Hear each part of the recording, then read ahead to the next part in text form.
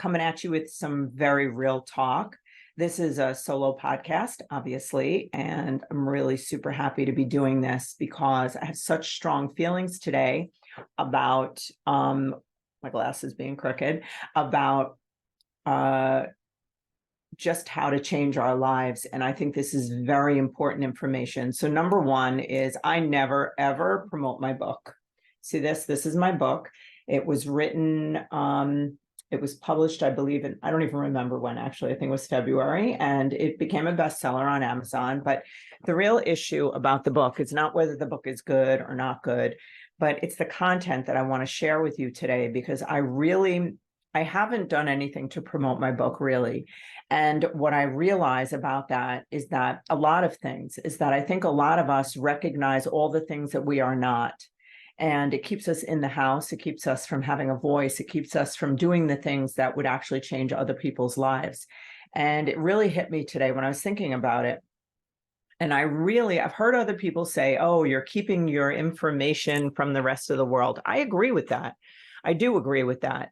But I never really thought of it in terms of myself. And what I really know is that one of the things that I can share is that we do not have to be living the life that we're living. We do not have to continue to live in a state of mediocrity and live in a state of repeating the same experiences over and over and over again, just with a different cast of characters, different years, different events around us, but having the same outcomes financially, emotionally, spiritually, socially, relationally, vocationally, in the way that we have fun, in the way that we see ourselves, our self-esteem. We are literally in a chronic loop of life, and people are not stopping to breathe, to turn around and give themselves a shot. So I'm asking you basically to give yourself a shot. You know, am I telling you to get my book? Yes, now I am telling you to get my book. My primary reason for telling you to get my book, this is not a marketing thing. It's not what it is. It's finally me waking up to my own truths about what I'm telling everybody else to do that I'm not telling myself to do. And the bottom line truth is that the information in the book is going to change your life if you use it. And I was really thinking about this today, that, you know, I have tons of life experience, 30 years experience running a business, having a private practice, being a therapist, and I have a wealth of information to share. And what am I keeping that shit in the house for? You know, I mean, really, honestly, it's there to help anybody who it can help. And that's what I want to do. The bottom line truth is that there's a basic way to change your entire life. And it's not taught in school. It's not, no one's learning this. I mean, we're learning it here and there in personal development spaces. Yes, it's true. And I'm so grateful for all the people who are shouting this from the rooftops. I need to shout it from the rooftops because it's true. The truth is that we are all automated. We are programmed to live the life that we're living. I have a way in which we can just get out of it. It actually works. If we actually do it, it's simple. It's not hard to do. And I'm not saying this as like, oh, this is 10 simple steps to getting shit done. No, it's actually simple, but it requires awareness. It requires that we're awake, aware, in the now. And number one thing is without judgment.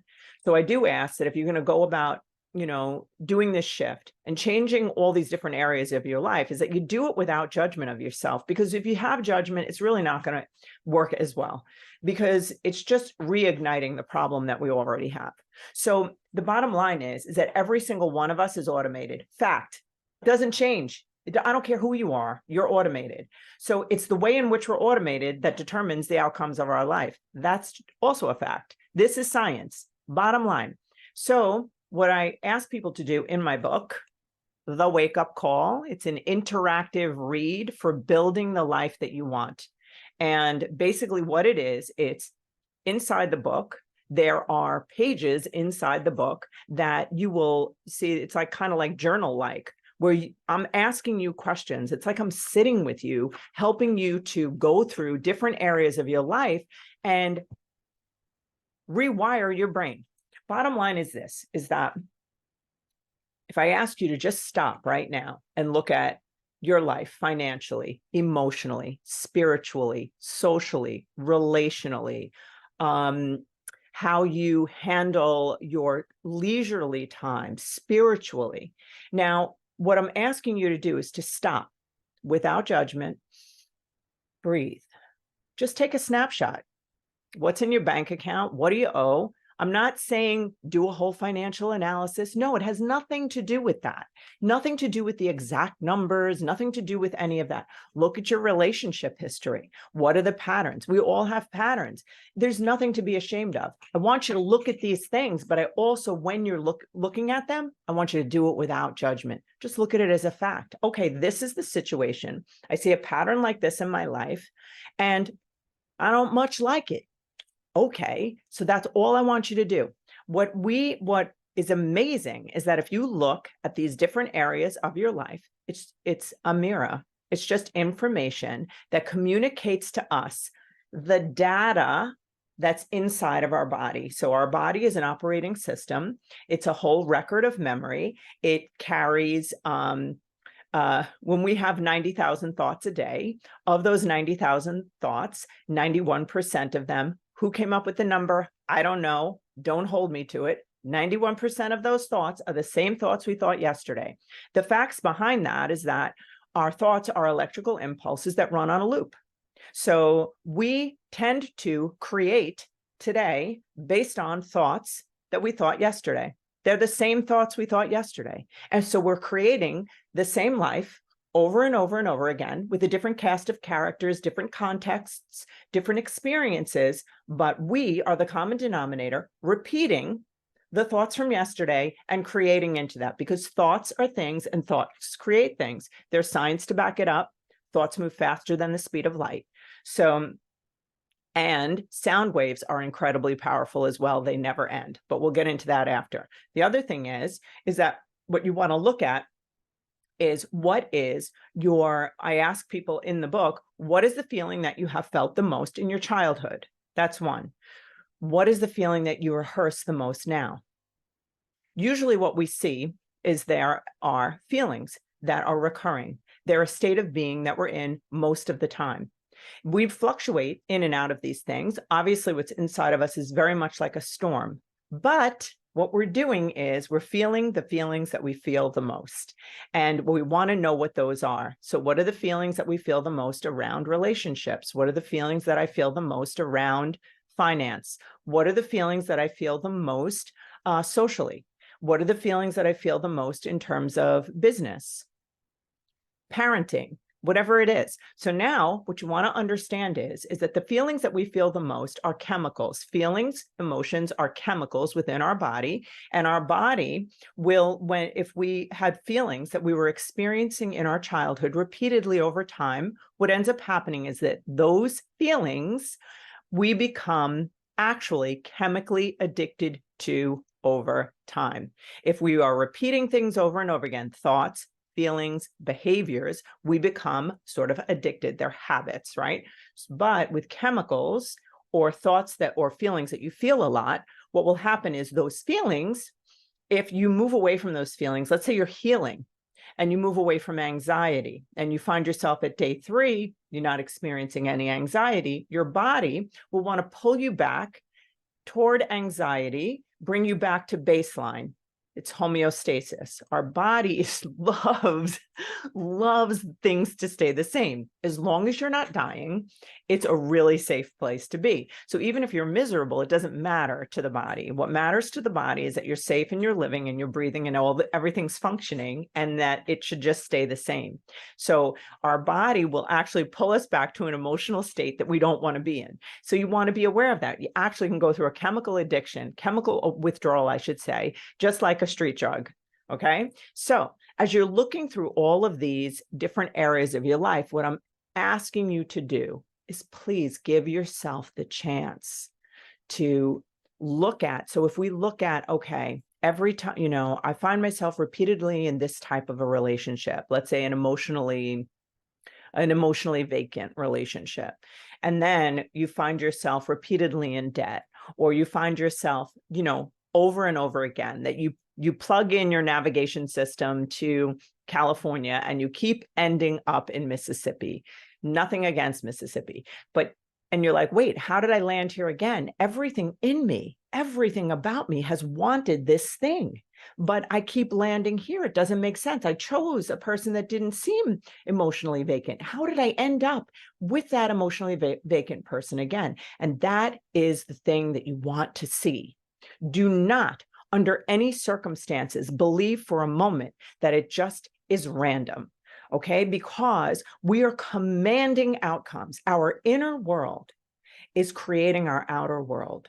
We will only bring into our lives things that we feel worthy of, things that we believe. The incredible thing about thoughts, like what I was describing before, you've heard this possibly, but there's a reticular activating system. It's a little filter. It's that filters out information that's coming toward us and into our brain. So let's say you believe that all men are dogs, or you believe all women are superficial, and you go into a room of outstanding, impeccable men who are loyal, they have integrity, they're successful, they're incredible, kind of walking into like a room like Arete, and the women are stellar, and they are not liars, they are people who are force for good on earth. Now, okay, now what are you going to see? If you believe that men are dogs and women are superficial, you're going to find that one in the room, in the corner, that represents that to you. And that's what you'll see. So it's incredible that our perspective, our perception is distorted. And most of us are unaware of that. We must be aware of the fact that our five senses are taking in data. It's collecting all that data, but the data that it's collecting is not going to necessarily come in clean. It's not going to necessarily come in reality. And the data that's coming in is so slowed down. I mean, this is in Psychology of Perception 101. There's so much happening outside of ourselves that has to be funneled into our five senses, that it is slow energy. It is very, very, it is not accurate information. So what we want to be aware of is that when you look at these different areas of our life, financially, spiritually, emotionally, relationally, socially, when you start looking at all these different things and you say, okay, what does that tell me? That is where you can find what is the driving force inside of you that is creating your life. Because look at it as a mirror that's reflecting back to you, not to judge, but a mirror reflecting back to you the way that you are commanding your life. And it's coming from what you believe. It's coming from actual blueprints that are recreating the same structures over and over again. You're building your life from these blueprints that are built inside of you from the time you're little. So from 0 to 7 years old, we're in a theta brainwave. In that theta brainwave, we are in a hypnotic state. We are learning, growing, and doing exactly what we're supposed to do. And we're gaining perception of all these different experiences that we're in. One of the things that I can say, this is just an example.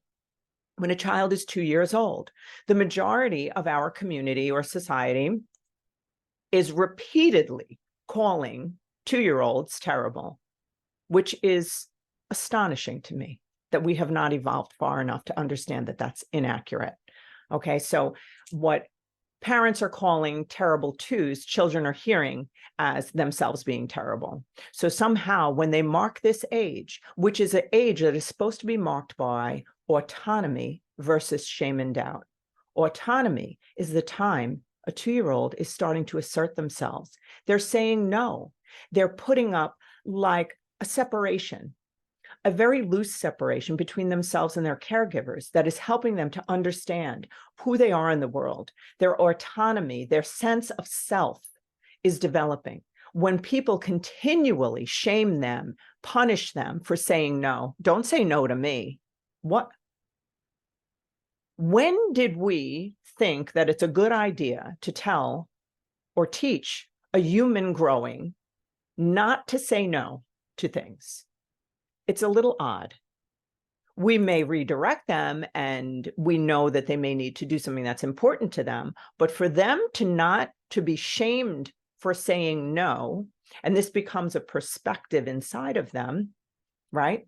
That they have to comply, that they have to do all these things. Well, I understand the importance of being obedient and complying and all of that.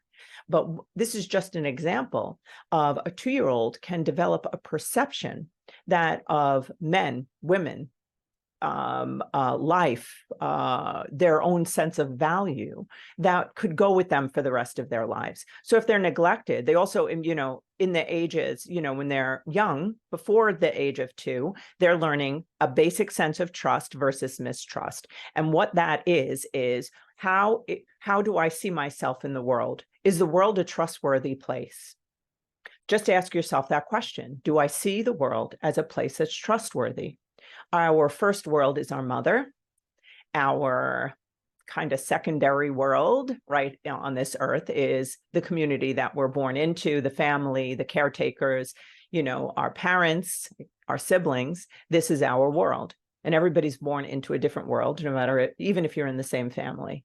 So when you're born into a world that you can trust that someone's going to come, they're going to take care of you, they're going to hear you, they're going to see you, they're going to give you a dopamine hit of delight when they see your face, or they're going to look and kind of roll their eyes and see you as a burden. This is all data being collected and stored in your body as fact. And it's being stored in your body as, how do I see the world? How do I see myself? And what is my value? What is my worth? Now, this is all stored there. This is all mixed in with learning how to read and write. It's mixed in with learning how to walk. It's mixed in with, is my body safe here? It's mixed in with watching, seeing, and experiencing adults' emotional cues. How does my mother handle something breaking? How does my dad walk in the door when he's had a hard day? How does my mom and dad, siblings handle frustration? What do they believe about kindness and consideration? Do they insist on it?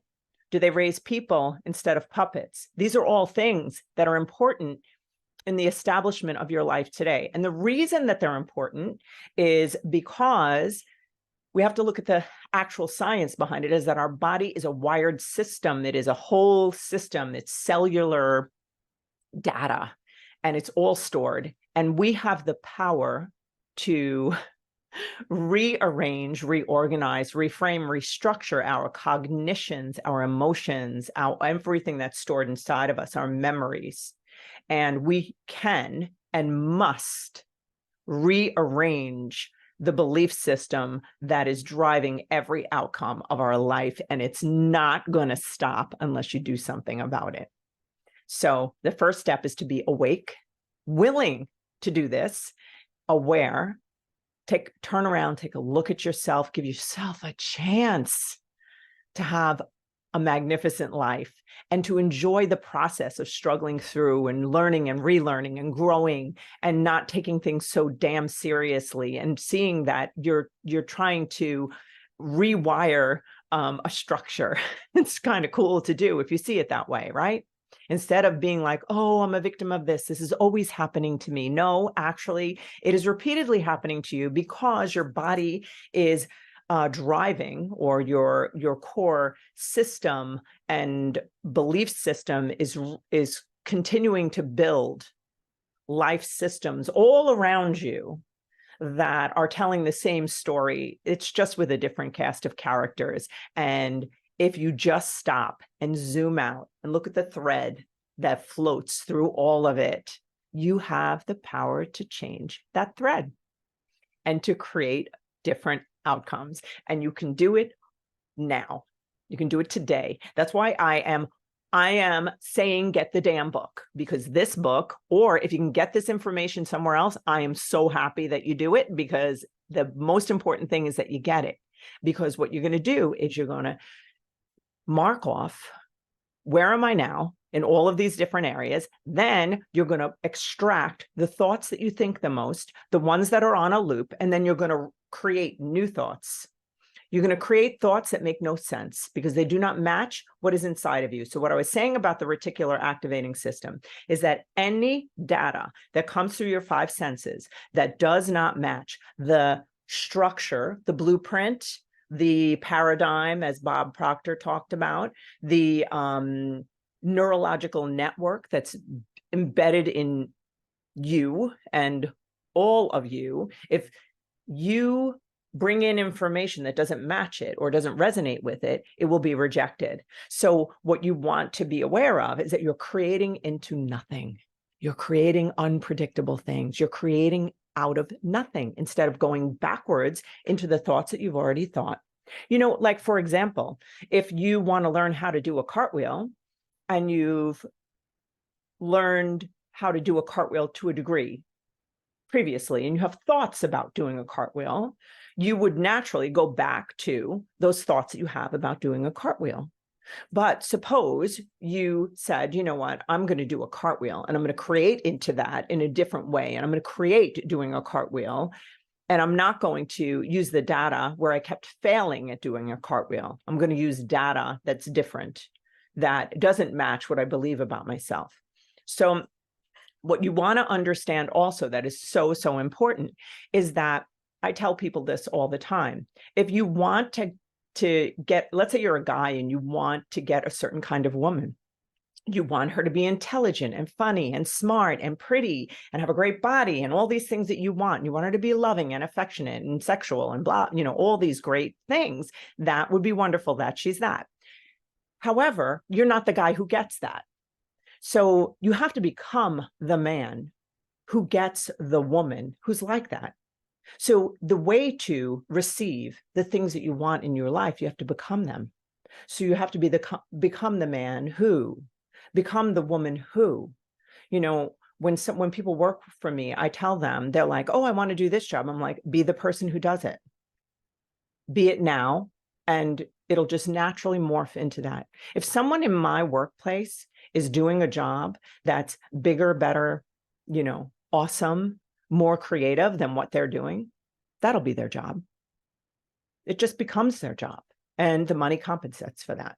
So what I want you to understand is, if you want a certain job, we don't wait for the thing to come to us and then we become the person who's able to have it. We become the person who gets it before it comes, and then it comes, because now we're a match for it.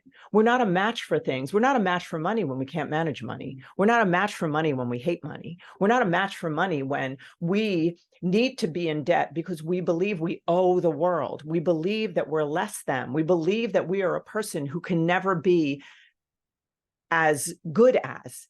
You know, so the thing is, what we want to think about, that's a very important concept, is that even like when somebody's in debt, their guilt, very often it's related to guilt. You know, I'm never, you know, it's never like a legitimate, it's never like a legitimate thing. I always owe this, you know, I'm never here clean. And, you know, you can see that with people who live apologetic lives, people pleasers, people who are always need some sort of external approval. It's not really, and it's a search, you know, and it's like, because really what you feel inside is your own sense of disapproval, your own sense of, I can never be pleasing enough. So I have to be creating this outside circus program for the world to see so I can just feel better, as opposed to seeing and creating a person inside that you're pleased with, creating a person inside that you completely approve of, creating a sense of confidence because you're going to draw to you who you are. To the degree that you respect yourself is to the degree that others will. To any degree that someone can disrespect us is to the degree we already disrespect ourselves. Because let's say someone disrespected me, okay? And it is in an area that I'm like really confident. So if they said, oh, you know, you suck at whatever, marriage counseling, I'd be like, that's a bunch of bullshit because I know I'm good at it, right? So it's like I respect myself in that area so they don't have any power over me. Or if someone said, I know that you aren't fit or you don't work out, I'm like, okay, it doesn't matter because I already know the truth internally. But if they were able to touch on something that I didn't respect in myself, something that I knew about myself or whatever, they would have a bit of power over me and they could do it. So you want to start to notice, that's why you want to be thankful for when somebody does or says or is something that resonates with a part of you that gives them more power than they should have. If somebody has more power over you and creates this kind of disruption inside of yourself, you don't want to go toward them. You want to go toward yourself, go inward and say, what is it about this situation, this person, this experience that has given me an opportunity to feel something that must already be there? And what is it about, feeling, I'm just trying to think of what is it about what they're saying? What is that insecurity in me that makes me feel a lack of rest right now? Because maybe ultimately I don't believe that I'm worthy of this. Or let's say somebody doesn't like you, then what? Or they leave you. Children can be left. Adults, children can be abandoned. Adults are left, and you can be left and still be okay. So it's like what you want to do is do the inner work, assess what's happening. So in my book, I talk about a whole life audit. And like an example is, see if I can just quickly jump to it. Like an example, your relationship with yourself. How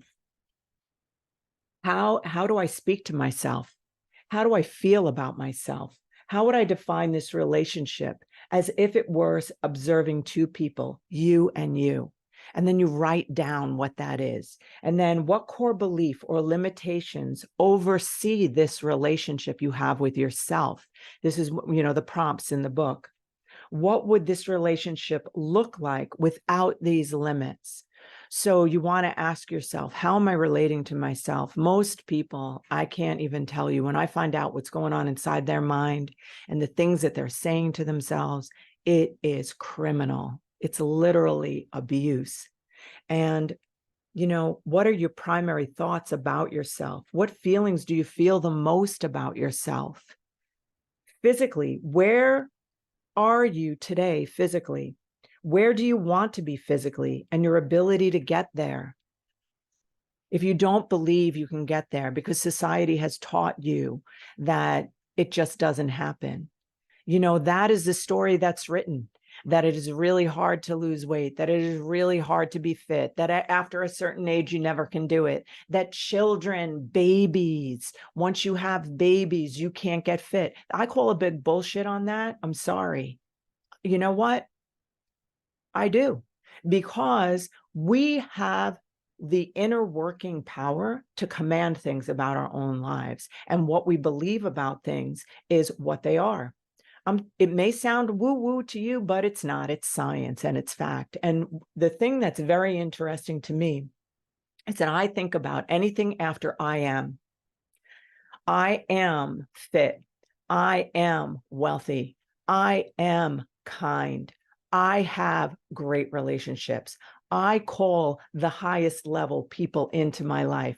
I am dynamic and fun. I am organized. What I think about is when I'm feeling something other than those things, what I do is I use I am statements, not as wishy-washy affirmations, no, as commands. That I'm in charge of my life. I'm in charge of my body, that my cells, I'm like the head, the leader of all the cells of my body. I command. Sound waves are power. Look it up. Sound waves never end. They command. And the power of a spoken word, the power of communicating, the power that you have when you use your words with other people. You can cast a spell on someone. You can tell them something about another person and they will still believe it, even though they didn't believe it to begin with. So, in that book, The 4 Agreements, be impeccable with your words. Our words are power. So what I'm saying is, I am is a defining statement that you want to be very, very careful. You know, when you tell, like I'm going back to the 2-year-old, that, you know, you tell a 2-year-old, you know, that it's the statement, you are, you know, you are, I can't even say it, terrible. You know, what are they saying? Am I? What does that mean? What's terrible? I am what? They say no when you say, I am powerful. I am strong. I am learning.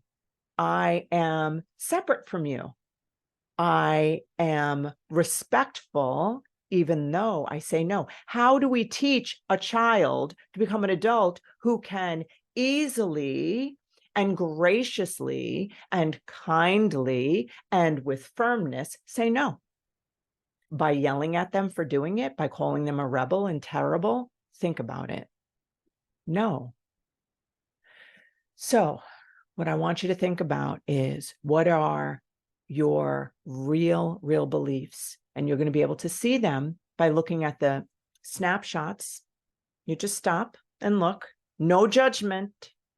I am promising you, we cannot change with judgment.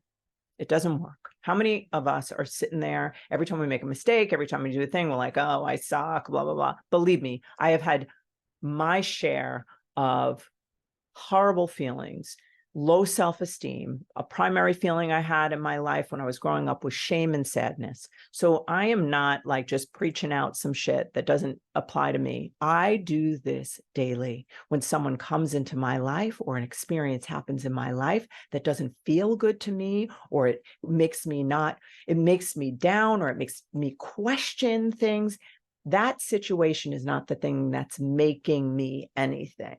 I used that language intentionally. It's making me. How come you feel that way? Because he, because she, never. It's because they came and they delivered a message of what's going on inside and what you're calling to you.